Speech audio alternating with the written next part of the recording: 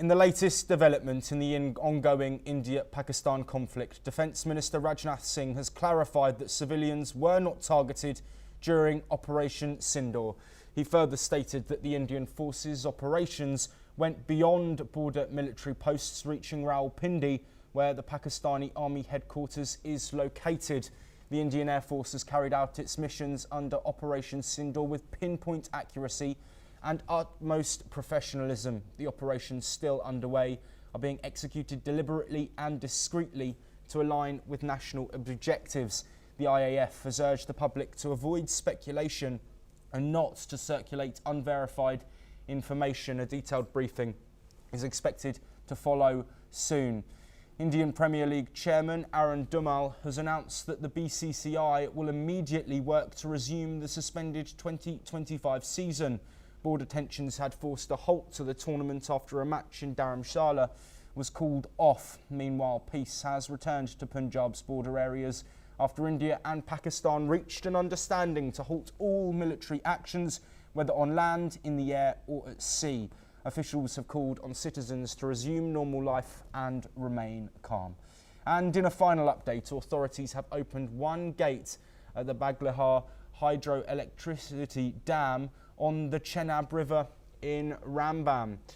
Well, joining us to discuss more of these latest developments following, of course, escalating tensions that have culminated in a ceasefire, though, of course, there were several ceasefire violations overnight. Stephen Nagy, a professor of politics and international studies at the International Christian University, who is joining us from Tokyo, Japan. Stephen, thank you very much for joining us. I want to pick up on something that I just spoke about there. Some messages that are being sent out to border regions, which of course have seen extremely heightened tensions in recent days. Calls for people to return to what they can of normality and normal life. What, of course, is your response firstly to that? Well, I think everybody that's looking at the situation between India and Pakistan right now are hoping that both sides will try to end the friction and the conflict as it stands, and normal life will indeed return. But the reality is, I think that we have to verify that there's been a change in behavior, and that means both sides need to posture. I think that India, again, was the primary recipient of the initial attack, and it's from the Indian standpoint that they need to basically say that there's not going to be any more chances for conflict, that any more terrorist acts on Indian soil will not happen, and that Indian citizens will be safe. And ultimately, if the Indians can confirm that, then I think that we can move towards a position of increased diplomacy and finding ways to diffuse the situation across the border. Yes, Stephen, I'm glad you brought that up because, of course, in recent days we have seen a clear shift in policy from the Indian government. Any act of terrorism on India will now be seen as an act of war. Of course, Pakistan has been a hotbed for terrorist activity. We had the Pelgam terror attack, which, of course, sparked these tensions, but also recent attacks in Mumbai. Also, of course, Osama bin Laden being stationed in Pakistan for some time.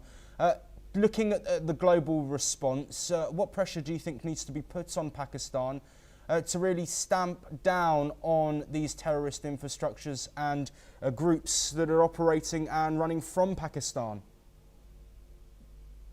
Well, ultimately, I think the solution to dealing with the challenges that exist in Pakistan is about development, reducing the radical, trying to stamp out radicalized Islam within Pakistan and build an economy that serves citizens. That is a long-term project. What the G7 and other members can do is communicate diplomatically to Pakistan that any support for extremism and attacks against India is unacceptable, and it would likely result in some kind of diplomatic action, either by the G7 or I think in many cases, I think that the global Islamic community has a place in trying to communicate to Pakistan that this kind of behavior is unacceptable.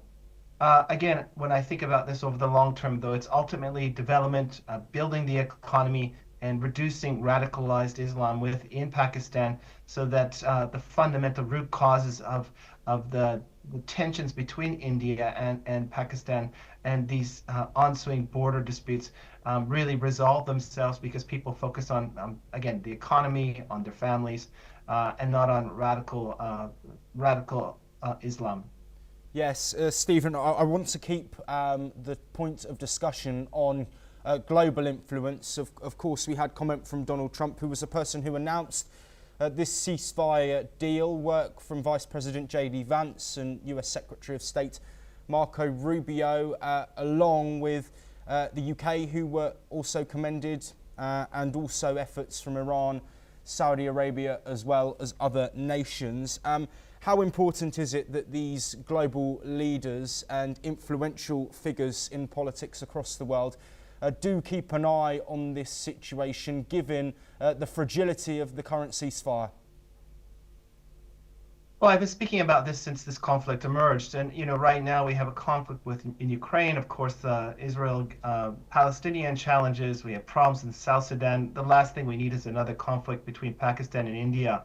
The way forward, of course, is a collective action that basically has this shared diplomatic approach to saying to Pakistan, please stop the terrorist attacks, stop supporting extremist groups, and move towards some kind of peaceful coexistence. On the Indian side, again, they need to verify, and make sure that the Pakistan government is moving in the right direction. I think the broader challenge is that some of the countries that you mentioned, Ukraine or Canada or even the United States, within their domestic politics, they do have stakeholders that do justify these kinds of actions by the Pakistani government. And they put pressure on the UK government or the Canadian government or others. So how do we do this? There's some coordination to kind of push back against those supporters of this kind of action by the Pakistani government and those extremist groups. At the same time, I find ways to coordinate to, again, perhaps hold some kind of conference in which the Indian and the Pakistanis come together, and countries, whether it's the United States or the UK or others that have a deep interest in resolving this issue as soon as possible, put on the table some pathway to, again, peaceful coexistence that resolves some of the issues that exist between the two states. Again, I want to reemphasize that we have to de-radicalize Pakistan and some of the extremist groups that engage in these actions across the border in India. And it's only through long-term de-radicalization, I think, of certain segments of society that's going to really move, some peaceful coexistence between Pakistan and India forward. And this is a challenge. It's something that I think only big countries that can do, like the United States and UK. But again, regional partners like Saudi, like Iran, do have a place because they have shared culture, shared understandings of some of the issues. And again, it's going to require a concert of voices that deal with this issue comprehensively. But again, thinking about it over the long term in terms of de-radicalization of parts of Pakistan. Yes, Stephen, I want to move on now to a comment that we had from the IAF saying to be careful about information that was being circulated. What we have seen over these recent weeks of heightened tensions between India and Pakistan from many news agencies globally, but also through social media, is an issue with fake news, with differing information from the facts that have been reported from governments, also within politicians as well. Specifically in Pakistan, we've seen contradictory statements from military, also from government officials, them disagreeing with each other in an age where social media is so significant. Is there a wider question that needs to be asked about fact-checking instances as sensitive as these ongoing tensions that we have seen? Of course, news agencies have been breaking information with images from a different conflict in another part of the world. We've also seen instances of the usage of militants as opposed to terrorists. How do you think we tackle this issue in an ever-evolving society that continues to modernise?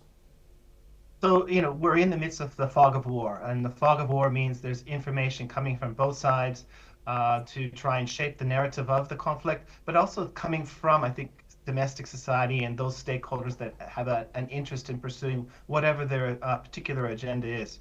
So how to deal with disinformation during the conflict is a bit of a different problem than dealing with disinformation before the conflict actually starts. I think during the conflict, I think governments need to find a way to, again, give reliable information of what's happening to their citizens, how to be safe, how to understand the issue. And this is a particular challenge because both sides have an interest in cultivating a narrative where they will gain favor internationally and gain sympathy for their particular issues. But in the broader context, before the conflict starts, what we're trying in the part of the world that I live in, Japan, and thinking about issues with regards to Taiwan and South Korea, we're constantly trying to inoculate our societies against disinformation.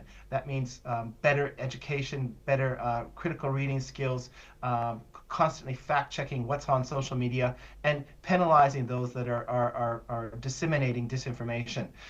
This is a real challenge, and we're going to have to continue to work on it and shared strategies to, again, push back against disinformation, because disinformation that's launched at, for example, India by Pakistan not only affects, of course, India, but ultimately it corrupts information within Pakistan, which further destabilizes Pakistan. So again, disinformation is it's a tool of conflict now, but citizens and societies need to take a much stronger pre-bunking approach to dealing with disinformation, but thinking about how to diffuse disinformation and stop its dissemination during a conflict so they can move towards de-escalation and diplomacy.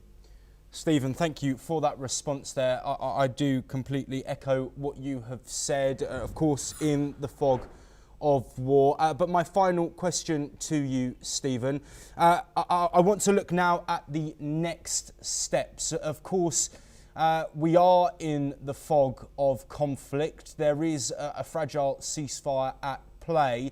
There seems to be optimism from both sides. We've seen the BCCI talk about resumption of the IPL, a return to normality along border regions of the line of control and international borders. So I'd just like your opinion on how you think the next few hours, days and potentially weeks might pan out amid still a certain level of uncertainty during this fragile truce. There's always pressure on leaders to do what I think the public would like them to do immediately. This is not always the right decision. I think, on both the Indian side and the Pakistan side, retaliation is probably in the minds of many citizens, but this is not the direction that we should go. I think both sides need to find a way to de-escalate and understand the pressure points on each side.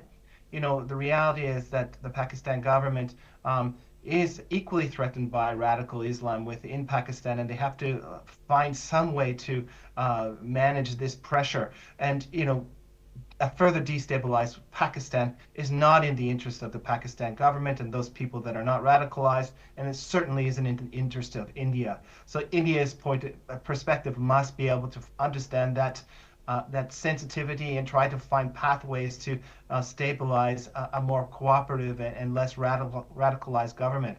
On the Pakistan side, I'm sure they want to de-escalate. Pakistan's economy continues to weaken, continues to not be able to provide for its citizens. It continues to really move down the rank of prosperity in international rankings. That's not the direction they want to go. And having a conflict with India is certainly not the direction. So again, providing some guarantees to the Indian government, understanding that India is in ascendance, its economy is booming, it's looked at and respected globally, that it needs to be able to find a way to, again, convince the Indians that, again, the Pakistani government is willing to stamp down on extremism within Pakistan. But again, there has to be some kind of carrot that comes with that to the Pakistani government, whether it's aid, dealing with food security issues, or some other way to, again, bring the Pakistan government to the table to, again, de-escalate and move towards some kind of peaceful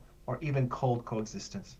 Yes, Stephen Nagy there with some excellent insights. He will be staying with us, but we move away.